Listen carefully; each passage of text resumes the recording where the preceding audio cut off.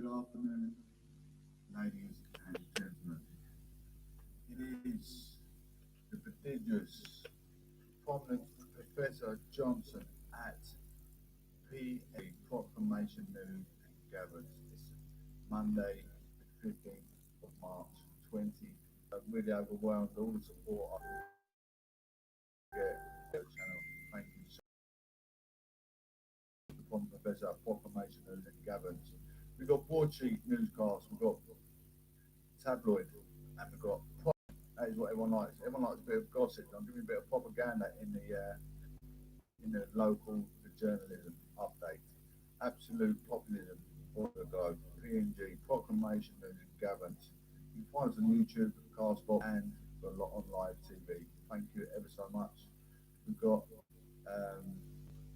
over 530 listeners. I just want to say thank you so much for coming through. PNG guys, please share, please subscribe. By PSS Alarms, that's our sponsor. Proudly sponsored by PSS Alarms. We have very adequate and pragmatic works carried out. And all areas covered, including station monitoring provided. All work done according to insurance requirements. This is a friend of mine's company. He's carried out works in Harry Kane's stepmother's house in Hertfordshire.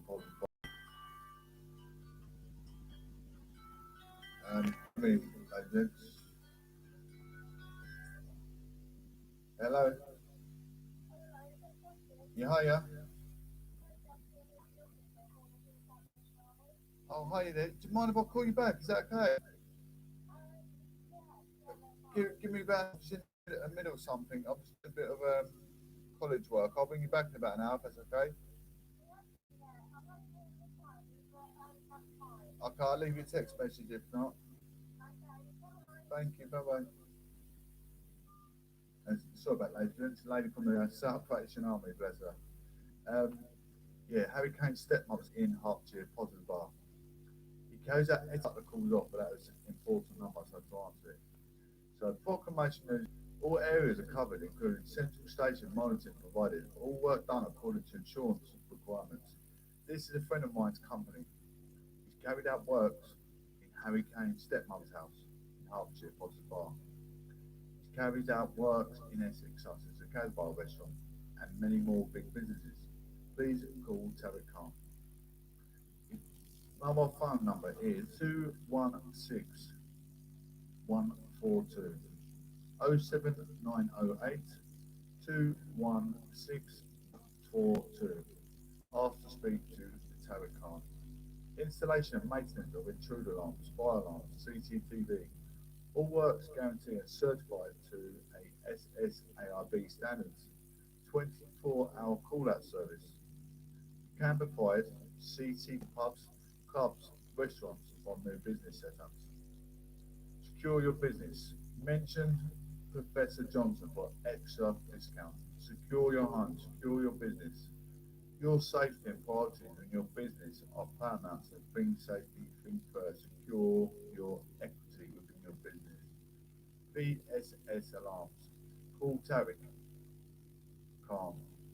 Details as follows: 07908. That is 07908 216 142. Even your home, your household, all your safety, your belongings, your children is paramount. Make it safe, make it secure.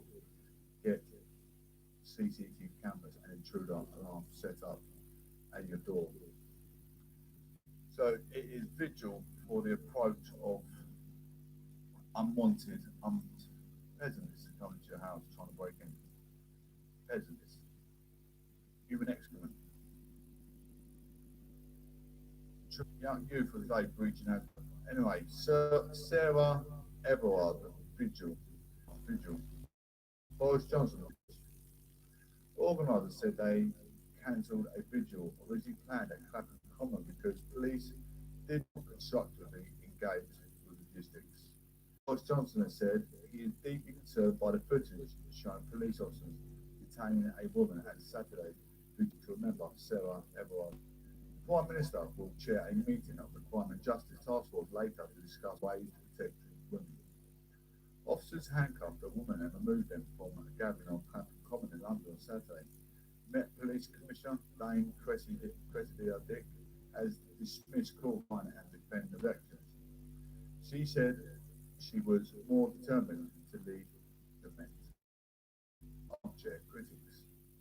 Dame Johnson at the task force meeting, which, which will discuss what further action is needed to make streets safer for women. Government sources said both Home Secretary Priti Patel and the Prime Minister in Dame Cressida, Dame Cressida. Right, I just want to put my perspective into having making women safe. I feel vulnerable on the street, so I support feminism massively because I'm a man. I'm a broken man. Obviously, I've had a lot of injuries over my years, many injuries. So if I feel a lot of anxiety walking through the streets at night or daytime, even at daytime, just going to the local store, worry about I'm gonna bump into unwanted business I don't need. These women that are are walking through the street day or night through London. London's a big place. A lot of criminology going on in London, as we know. Knife attacks, we've had gun attacks, we've had all kinds of gang lords, all kinds of things going on through London. When I've been up and down London when I was full of energy, I'm getting old. Got a lot of unwanted injuries that no one knows. Happening from the age of 18, so I can only imagine what these women must be going through walking the street of London on their own.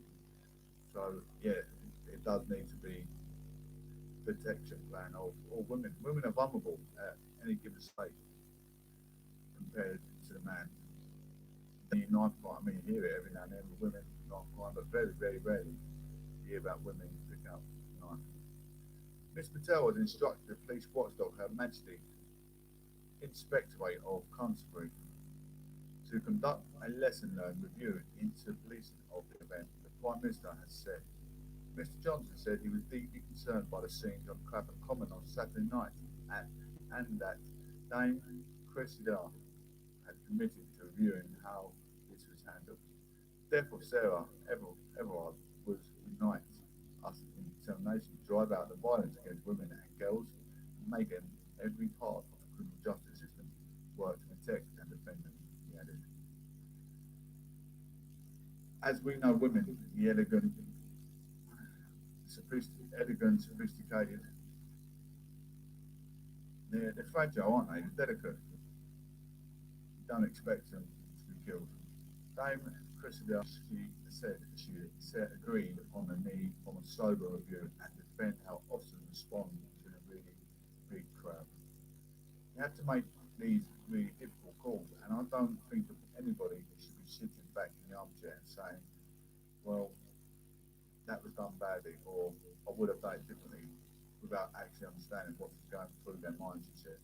She added that what happened to Miss Everard made her more determined to lead the organisation. 4 people were arrested for public order and coronavirus regulation breaches, the Met said. I don't like getting involved in the police and whatever if the death's been caused, but something needs to be said. The police are doing their job. I don't like drunk and disorderly people, so they may, I don't know what this death is about. If the police fault or someone's killed, I don't know. Can't remember. It was yesterday we talked about it. We're going as we read on and find out what the cause of death was. If it was the police and she was drunk and disorderly, they've got to manage the drunken people on the street. If you don't drink, you're not going to take it lightly. It's all I can surmise. But I don't know what the cause of death is yet. I forgot. We were talking about yesterday. I was talking about a lot of things yesterday.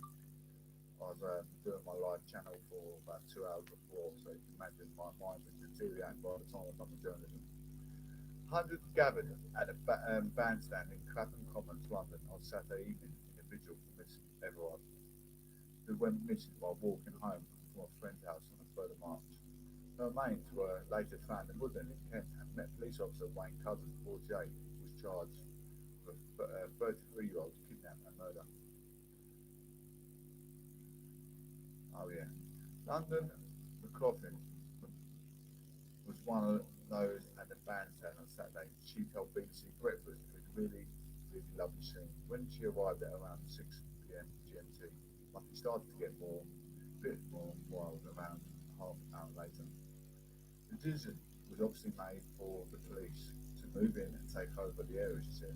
At a point, it became a visible push, and there were a few scuffles, and all the candles, the glass, and the signs and the flowers that would have been put down for Sarah. You could just hear the breaking of glass now and again as these things were trampled on. I just want to reiterate what I just read because I'm still kind of wiser. The remains were later found in Woodland in Kent and Met police officer Wayne Cousin, 48. So Met police officer, my reading is Met police officer Wayne Cousin, 48, has been charged with a 33-year-old kidnapping and murder. As a police officer, that's why I'm reading that. So yeah, remains later found in Woodland in Kent and Met police officer Wayne Cousin, 48, has been charged of the 30-year-old kidnapping and murder. We were silenced. One of the women arrested, Dana Abbey, said she knew the vigil and cancelled, but she needed to go away to pay my respects. She told Radio 4's programme, I think that is where the frustration was. The bigger picture here was lost. We filled the silence. Another of those arrested, Patsy Stevenson, whose photograph featured on many newspapers. Front pages told Sky News. I've been through into the public eye, and the only way I can make this is not in vain, is to make it political, not against the police. It's just about the safety of women, and we need to talk about it.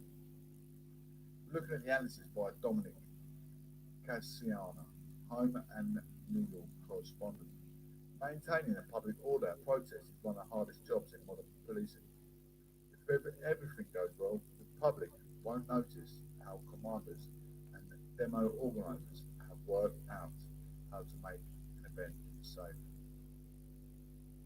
But when it goes wrong, then the inevitable accusers of failure come piling in. Sunday dawned badly for the Metropolitan Police Commissioner Dame Christina Dick. Her officers were accused of oppressing women and politicians wailing and calling for her head. But the seed for Saturday's PR disaster for the force was sown in a legal dispute over whether a vigil could not take place at all, and how events then seemed to run out of control. The question is whether the police should have foreseen that happening, that time and time again. It is the great challenge of the public policing. I asked whether police could have used their discretion as they did when taking the knee with Black Lives Matter protesters or dancing with Extinction Rebellion. Martin Hewitt. Hello there. I hope you're well. Thank you for the follow. Chairman of National Police Chiefs Council told today that the investigation into the Met's actions will look at all elements of the event. Sir Peter Fahey, former Chief Constable of Greater Manchester Police, said HMIC had previously criticised the police for not interviewing enough in Black Lives Matter protests, and that many officers felt they were damned if they do and damned if they don't.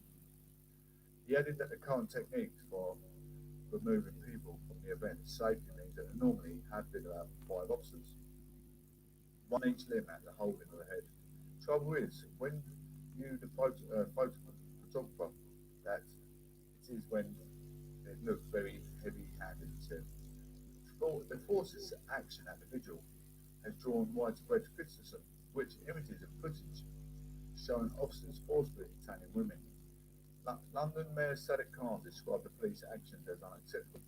He was not satisfied with the explanation provided to Dame Crestia at the Deputy Commissioner when he spoke to him. He said he wanted the HMIC to investigate the events and for the independent office and the police conduct to investigate the actions of police officers. I mean, the police are attending these protests, and all the police can think is, we're in a national lockdown. We're in a national lockdown. Why are these protesters going to protest for the people, risking your life? So, if they're willing to risk their life at a protest, they're willing to do harm, aren't they? police are then surely allowed to use level 2 force to tackle man or female to the ground. Not to physically hurt them, but to look, they've got to use some force to get them to the ground. They're risking their life, so what damage are they going to do to the police or anyone around them? They shouldn't be at the protest. Why put yourself in a war zone?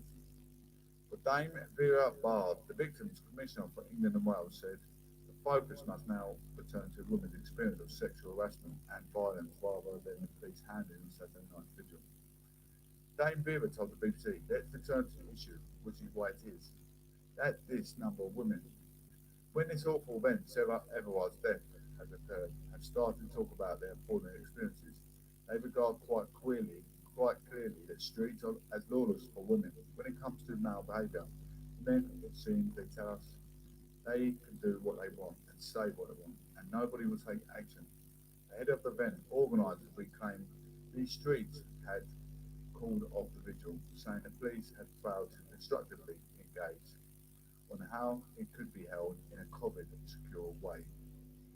The MPCC's Mr. Hewitt tweeted that he would bring all the officer chiefs together on Monday to discuss what more we could do to better protect women. In a letter to Dame Cressida, posted on Twitter on Sunday, reclaimed the street accused the Met chief of putting those who attended at a serious health risk through a lack of COVID-safe marshalling and a risk of being mishandled. Find and arrested by police officers before Dame goes to a protest. There's your answer.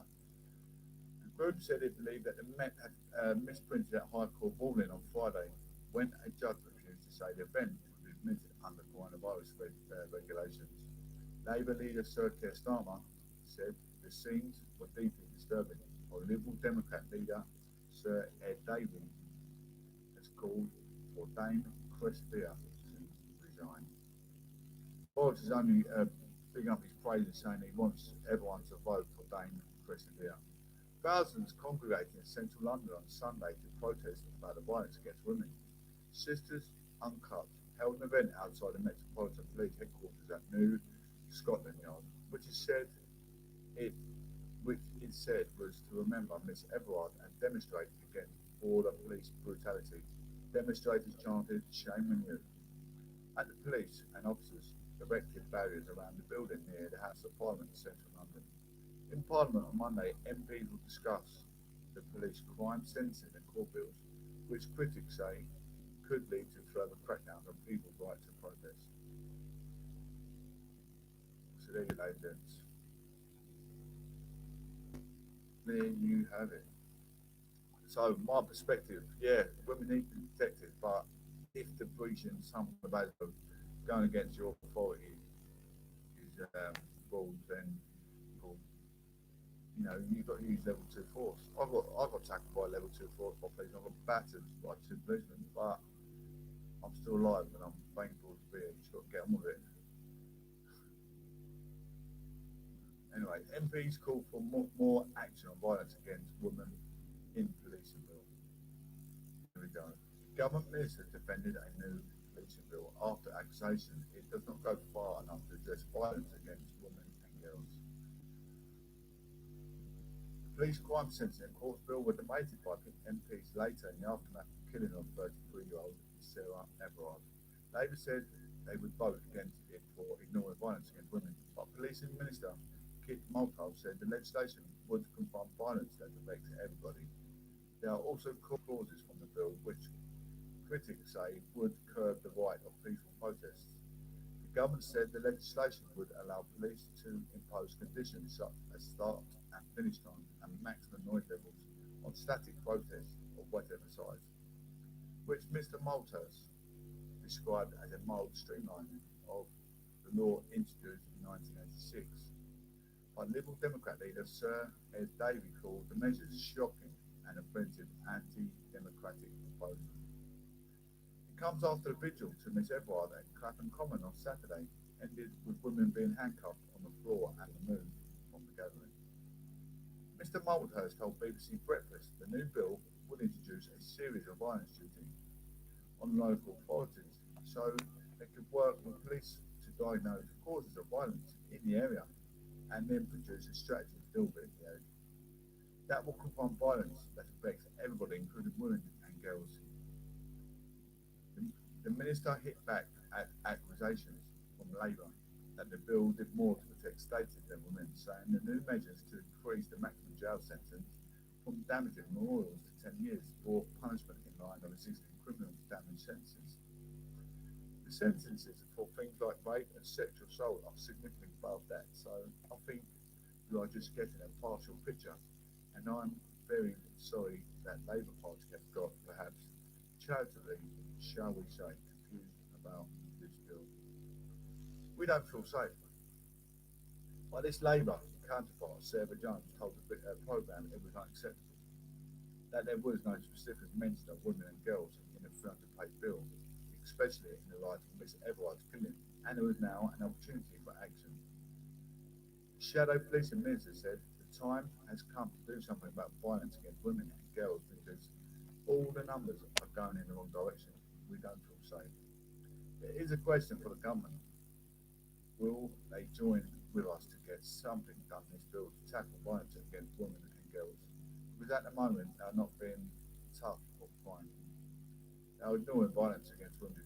She added, we have suffered as women for long enough and need to get something done. Labour said it had put forward proposals to include measures around tackling street harassment and making misogyny and hate crime, and would be continuing discussions with the members across the House. But Mr Malthurst said the party had only given partial view of the bill, and it was the right course of action. Absolutely, she's right. But I think I'm better from a man's perspective to say it because it feels a bit like it's okay for men to get violent. It's not okay for anyone to get violent, but like I was saying, women are feeble, they're elegant, and that's what they're supposed to be kept at, not getting hurt. COVID-19, Netherlands suspend use of AstraZeneca vaccine. Netherlands have suspended use of AstraZeneca. The Netherlands has become the latest country to suspend use of Oxford AstraZeneca coronavirus vaccine over concerns about possible side effects. The World Health Organization and the European Medicine Agency says there is no indication of a link between the vaccine and reports of blood clots. Well, yeah, 7 countries have so far fully suspended the AstraZeneca vaccination. Experts says cases of COVID vaccinated people are lower than number seen in the general population. Case of clotting as a COVID. About 70 million people in the EU and the UK have received doses of the vaccine. With fewer than 40 cases of blood clots reported as of last week, AstraZeneca said. Dutch government said its suspension for the last until at least the 29th of March was a precaution. The Irish Republic took similar action over blood clotting reports in Norway. Denmark, Norway, Bulgaria, Iceland, and the Democratic Republic of Congo have all suspended inoculations with the vaccine. Several countries, including Italy and Austria, have suspended the use of certain batches of the drug as a precautionary measure. I've got my vaccination coming up, but I'm going to take what it takes to get covered with the vaccination. So, anyone listening, I advise you to just get your vaccination done. We die any given day if it's of COVID or risk of taking a vaccination. Just get it done. The EMA, which is currently carrying out a review into the blood clots, said the vaccine could continue to be administered. UK medicines regulator also said evidence does not suggest the jab causes clots, as it urged people in the country to get the vaccine when asked to do so. I mean, everyone wants to go back to some formality. I mean, if we go back to formality tomorrow, say Boris says, yeah, we're lifting off all the restrictions, go back to normality, the high risk you can catch COVID and die anyway. So if you get any vaccination, just take it. And everyone's like, oh, I don't know where to get it, I could die, but you could die if you go back to reality tomorrow. Even more high risk. So I would just say, just be happy, get the vaccination, get it done. I don't want to imply something that something tragic happened, but anything Any tragic can happen, especially with all the units going protesting, your kids going to school. Where everyone taking a big risk anyway. You're damned if you do and you're damned if you don't, is what I'm surmising. Professor Andrew Pollard, director of the Oxford Vaccine Group, which developed the Oxford AstraZeneca jab, told the BBC Today programme there was very reassuring evidence that there is no increase in the blood clot phenomenon here in the UK. With most of the doses in Europe have been given so far, Finland has also done a very careful study and not found an increased risk yet. It's absolutely critical that we don't have a problem of vaccinating people and have the balance of a huge risk. A known risk of COVID against what appears so far in the data that we've got from the regulators. No signal of a problem, he said. Whilst vast numbers of people are being vaccinated at pace around the world, some of them will get sick and other things unrelated to the vaccine. These pauses of the AstraZeneca vaccine are not because of its unsafe give. It's to allow time for experts to explore why a small number of people who were recently given a shot also developed blood clots. When an illness occurs shortly after vaccination, it is right to question whether the shot might have contributed in any way. There is no indication or evidence, however, that the vaccine was linked to responsible. In the UK, more than 11 million people have already received at least one dose of the AstraZeneca vaccine, and there has not been a sign of excess deaths or blood clots occurring. Europe's drug regulators also backed the vaccine, saying its benefits are clear. COVID can be deadly, and vaccination saves lives. Government take in a statement that the Dutch government said it is acting as a precaution for reports from Denmark and Norway on possible serious side effects. Dutch drug watchdog Pharmacovigilance Centre Levet later said that 10 cases of possible adverse side effects have been reported in the Netherlands, according to the Reuters news agency. We can't allow any doubts about the vaccine. Health Minister Hugo de Jonge said, we have to make sure everything is right, so it is wise to pause for now. Speaking on early morning talk show on Monday, Mr. de Jong said he hoped the suspension would last no longer than a couple of weeks, adding we need vaccine to be able to put this nasty period behind us. Sunday's decision will now cause delays in Dutch vaccination program. The authorities have pre-ordered 12 million doses of AstraZeneca, with nearly 3,000 jabs scheduled in the next 2 weeks. What did AstraZeneca say? It said there is no evidence of the increased risk of clotting due to vaccine. It said that across the United Kingdom there has been 15 events of deep vein thrombosis (DVT), a blood clot in a vein, and 22 events of pulmonary embolism, a blood clot that has entered the lungs, reported amongst those vaccinated. Blood clot is very, very dangerous if it travels up your body and blocks your main aorta valve. AstraZeneca said these figures were much lower than would be expected to occur naturally in general population and is similar across other licensed COVID-19 vaccines. The nature of the pandemic has led to increased attention in individual cases and we're going beyond the standard practice for safer monitoring of licensed medicine in reporting vaccine events to ensure public safety. And Anne Taylor, the firm's chief medical officer, said the vaccine has created global research in a number of countries and territories using the vaccine. 70 countries are using Pfizer, 65 countries are using Oxford AstraZeneca. Moderna is 32, the Sinopharm is 19, Sputnik is 17, Sinovac is 11, Janssen is 2, Epic Vac Corona is 1, and the Covaxin is 1 of countries.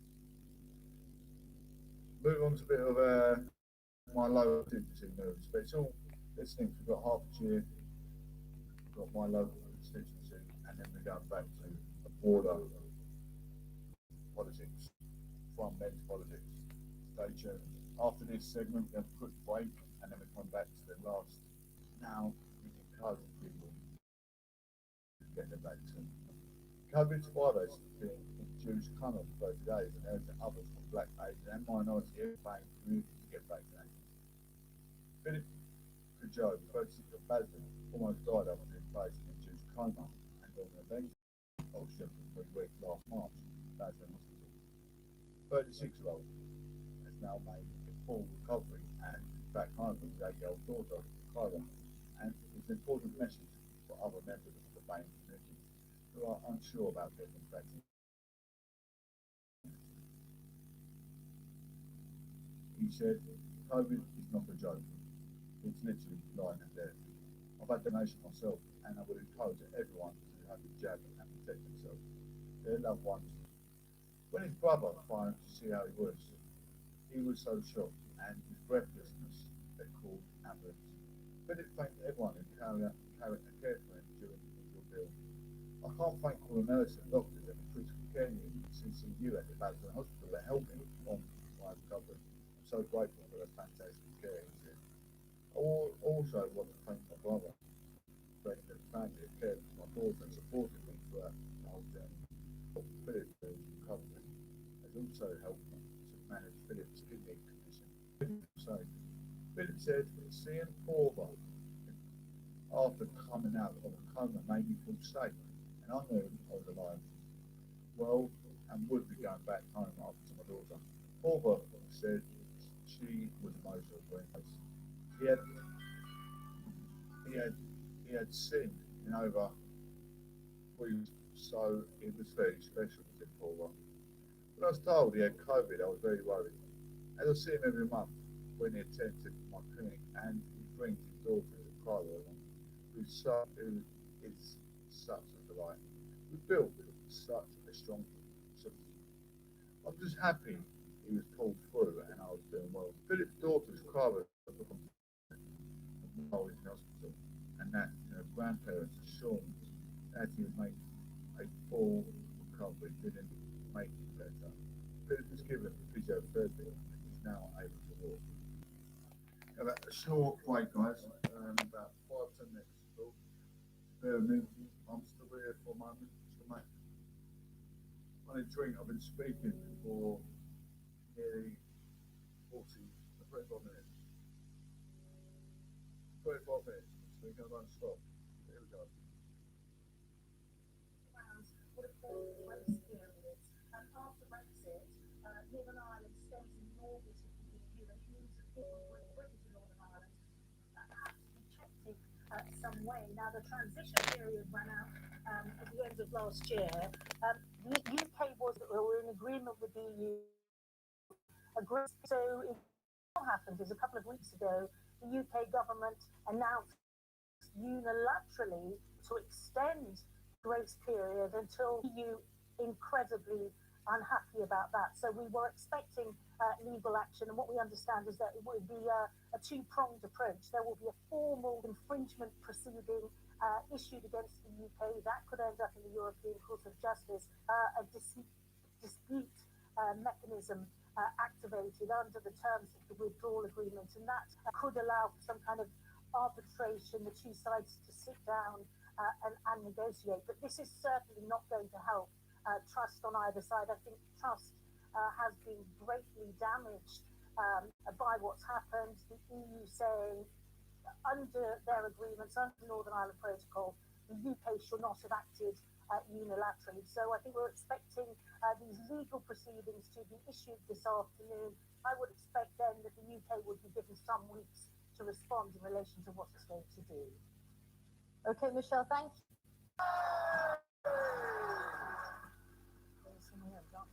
Beyonce and Taylor Swift break records at the Grammys. We'll have all the highlights next.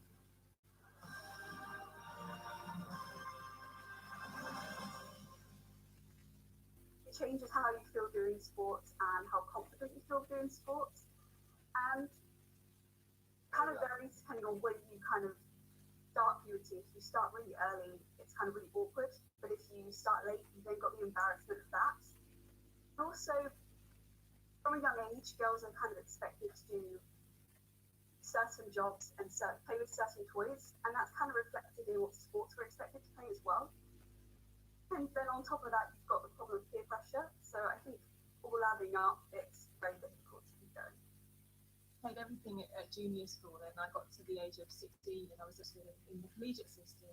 You don't have to be the best of the best. You can play your college sports. I played netball and football and made friends, and looking at where I am now, I can clearly see, tracing it back to the sport. When I was playing football, they actually had to teach us to be vocal, because when you're on a football pitch, if you're not vocal, two girls go to head the ball, I actually saw, a bad head injury. So I can see in my, everyday life, my working life now, when I'm surrounded by, comedians or people I've never met before, and you actually have to have a little bit of courage to speak up. I, credit that back to my footballing days. You don't have to be the best. You can joy you can get out of it, teamwork. And I find when I'm doing, whether it's maths or sport, when I'm doing something that I really enjoy and I've got my mind focused on that one thing, I find it gives me a lot of headspace. It's 1 in 4 girls said that it gives them, improves their mental health. It can give you loads of benefits that might be, you might not initially think of. So just keep with it. I mean, not only is it good for your physical health, it's good for your mental well-being as well. There's not really many drawbacks, and I think it's important. This campaign is fantastic because always partnering with Sported. So where kids are back at school now and clubs are going to be opening at the end of the month, hopefully. They need a little bit of extra help. Girls need encouragement to sustain sports, and Sports Club needs a little bit of extra, whether it's funding or help finding a new space or new ways of working around.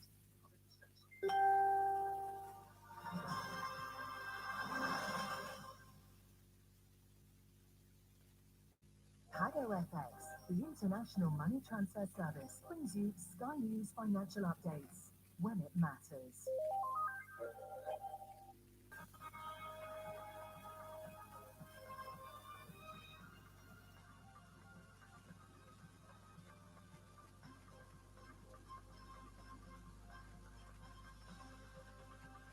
Brought to you by PagoFX.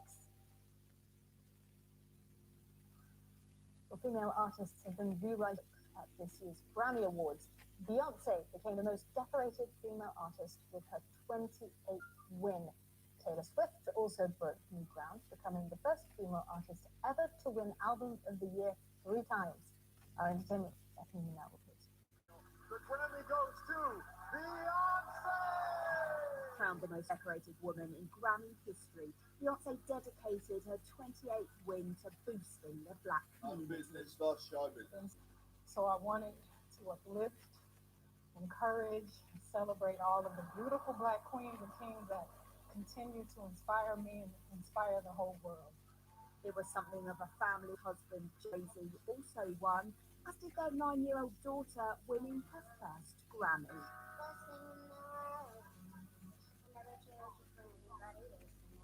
Congratulations, Shai. And Beyonce's reference to the black experience was echoed throughout a politically charged ceremony. And that fight that we had in us the summer of 20% of nominees were women, but dominated, taking the big 4 awards: album, record, song of the year, and best new artist.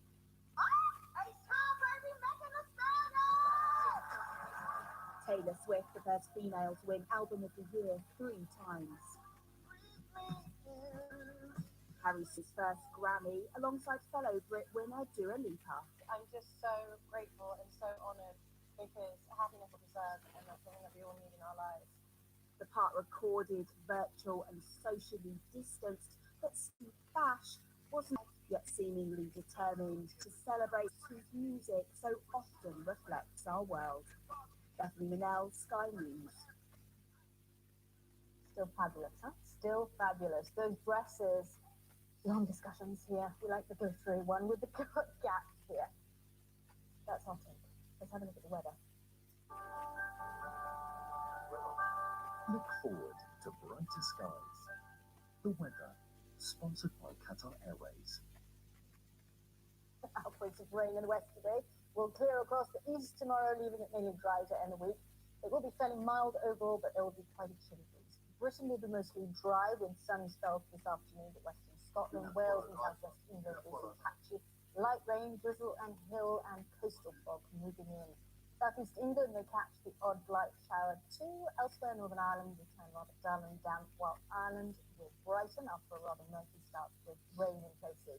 Outbreaks of mainly light rain or drizzle will spread to most areas overnight, clearing from northwestern parts of both Scotland and Ireland later, and the cloud will keep it mild. The rather murky and damp conditions will clear from the northwest on Tuesday, with long sunny spells developing. But southeast England looks like it'll stay quite afternoon. It will be mild generally, very mild in the southwest. It'll be chilly near the northern and eastern coast. The weather, sponsored by Qatar Airways.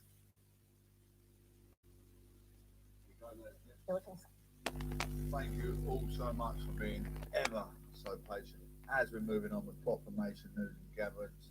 Part of the aristocracy socially, we don't take lightly to criticism. We should be encouraged for what we do day in, day out. You should never be there sitting there being judgmental, thinking you can start being judgmental of any character. You know what people are going through in life for starters, and never bring people down. Hatfield School appoints new head teacher. Sarah joined the Haviland Primary School 7 years ago. Sarah King was appointed permanent head teacher of the Haviland Primary School in Hatfield and will officially take up this post from the beginning of summer term. Having joined the Haviland 7 years ago, my early years leader to assistant head teacher, and in September 2020 was promoted to head teacher, head of school. Sarah, who is looking forward to the new role, said, "I'm thrilled to have been appointed as a new substantive head teacher of the Haviland Primary School, enabling me to continue leading the school on its journey of improvement. I will endeavour to ensure our children receive the very best education and opportunity to build happy and successful futures." Along with a team of inspirational leaders, teachers and support and expertise of the Dane Educational Trust. The Haviland School become part of the Danes Educational Trust, a trust compromising secondary school and a primary school in Hertfordshire in your term of 2020. Bishop Hatfield Girls School, playing NHS.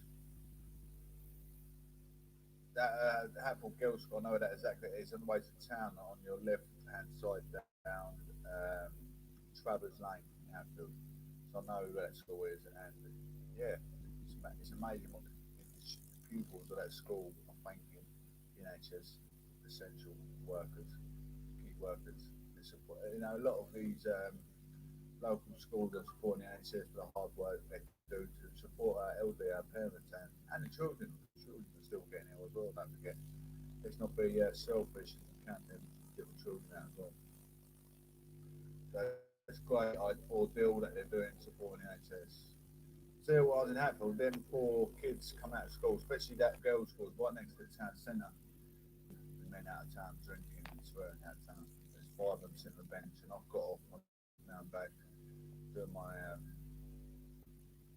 off-call duties. I'm not a duty police officer. I'm not an off-duty police officer. I don't like human. I don't like alcoholism around children. So I escort them off town, effing and blinding, and acting inappropriate, incompetent as an adult in front of children. So I've got rid of them. That a man who died in Michael Bammore's Essex Pool wants new inquest as he hires top lawyer. 20 years ago, as a guest died at one of Michael Bammore's pool parties in Moyden, Essex, and the case was never solved. Now, the late man's father has hired a top lawyer, and he hopes a second inquest can be carried out into the death. Police March the 31st, 2001, following a party. Police did not treat the house as a crime scene, at first accepting the explanation. Supervisor Stewart had drunk after drinking heavily and taking cocaine and ecstasy.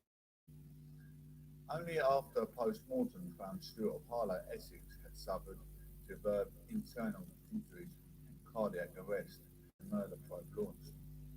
A 2002 inquest heard how Stewart had been in excruciating pain from described as horrific. At the hearing, the pathologist suggested Stewart may have been forcibly restrained while he alleged assaulting took place. Terminal cancer patient Terry Lubbock, 76, hopes that the barrister Alan Payne, who was looking into the Princess Diana's death, can use new evidence to secure a second inquest into his death. Lubbock said, "I've only got a few months left. I want justice for my son before I go. We've got a big gun barrister working on this. We're getting close." The first inquest recorded 68 and 3 other men were arrested in connection with the 31-year-old divorced dad's death.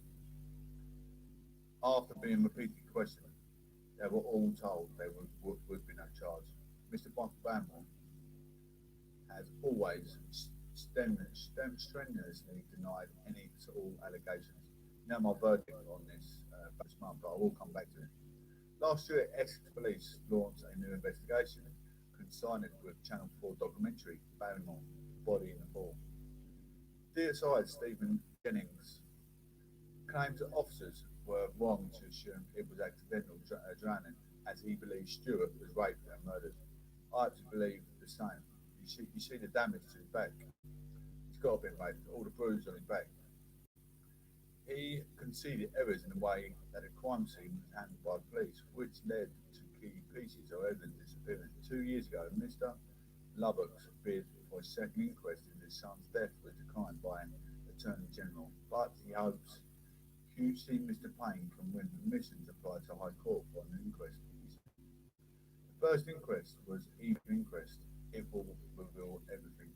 Whoever did this to my son has got away with it for 20 years, but not for much longer.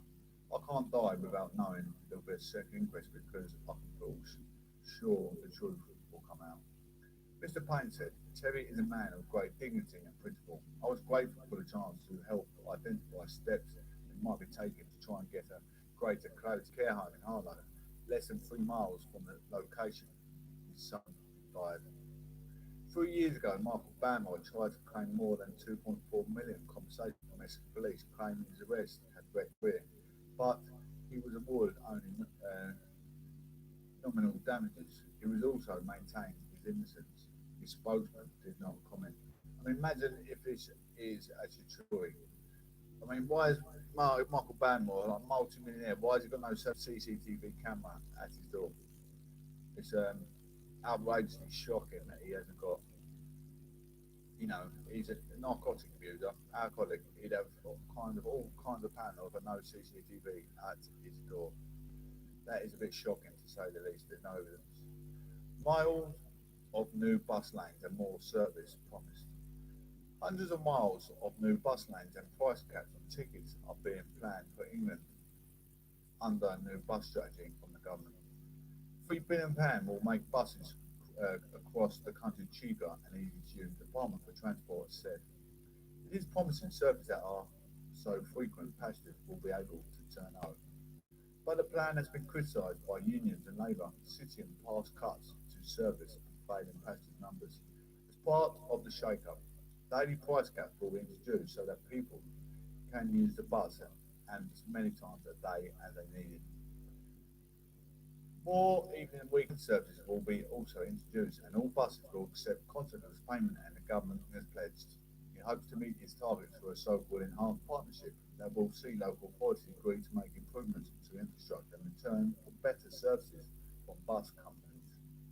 More franchising will also be introduced. As part of the plan, the government has promised to deliver 4,000 new electric and hydrogen buses that will be built in the UK at the end of this parliament. It will also end the sale of the diesel side when the ban should come into effect. He said the move will transition cities and regions across England to emission-free vehicles while protecting the UK bus manufacturing industry. Patchy services. Transport Secretary Grant Shapps said buses are this country's favourite way of getting around, but services across England are patchy, and it is frankly not good enough. Government figures from 2019 show that 7% of people travel to work by buses, while 68% commute by car. But bus use has fallen steadily over the past decade, along with financial support from both local and central government.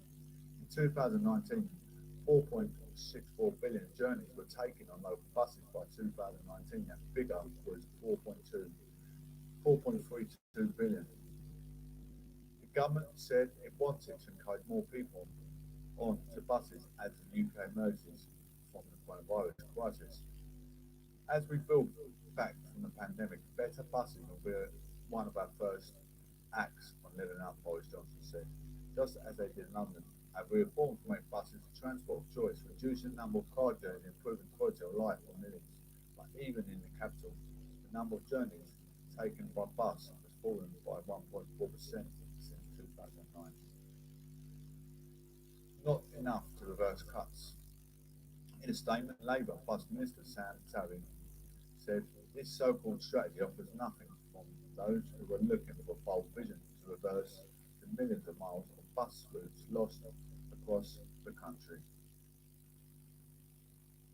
The Tories said deregulation would improve our buses, but they run in buses servicing to the ground. Passengers now face a toxic mix of rising fares, cuts to service and reduced access. Sarah Olney, Liberal Democrat spokeswoman for transport, said it's welcome that Conservative finally realised that people take buses. However, today's announcement will not reverse the endless cuts to our vital bus networks.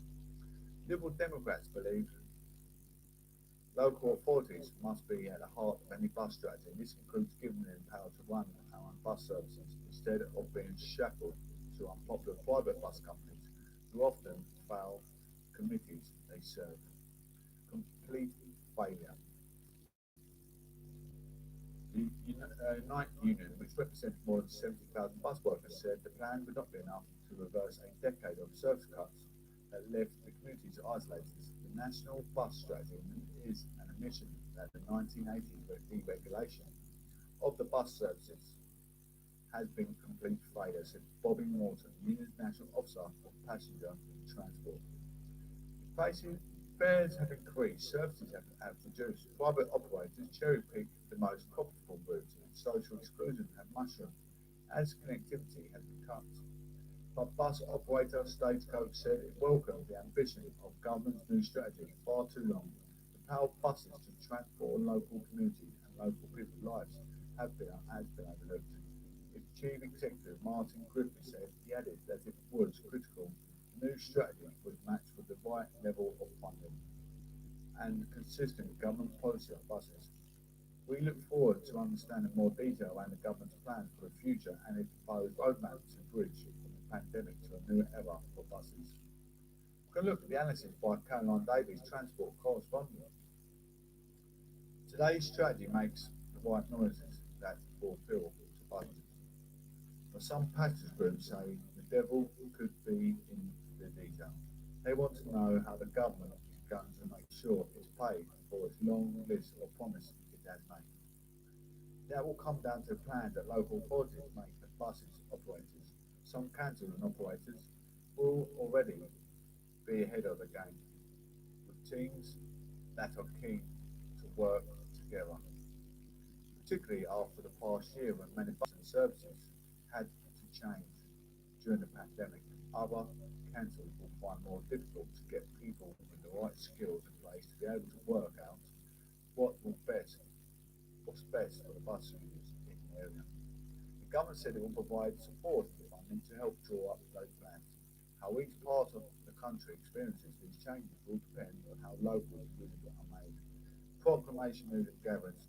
Guys, if you ever want to participate with any network research, you find it hard to commute, you want to use local transport to work, sometimes it could be the best device. Sometimes it is a slower device, especially bus routes. Train routes are pretty good, then you need to get bus into work. I even take a bicycle. I'm trying to save the emissions.